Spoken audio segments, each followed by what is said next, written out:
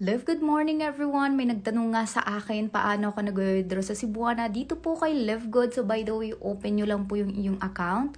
Go to my earnings and punta ho kayo sa credit wallet. Diyan po yung dollar natin and paturo po kayo sa coach nyo, mentor nyo, or mga friend nyo kung sino man po yung nag-share sa inyo ng business para ma-transfer ninyo ng dollar. Ayan.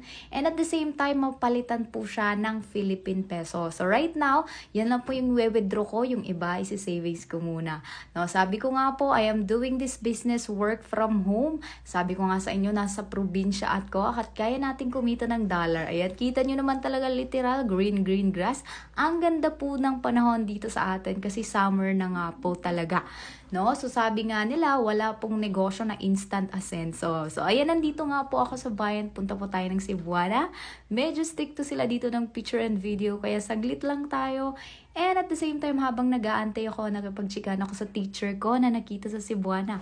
Successful cash out na nga po ako dito sa Cebuana at lumabas na ako kasi may pinapabili po yung ate ko. Kasi tinugon ako ng ate ko na bumili ng bigas para kay nanay. Nagbibigay po yung ate ko palagi, si Ate Glenda. Thank you so much. Pauwi na nga po ako. May dala din akong kape and asukal na lagi na request ng nanay. By the way, have a blessed day. Good morning.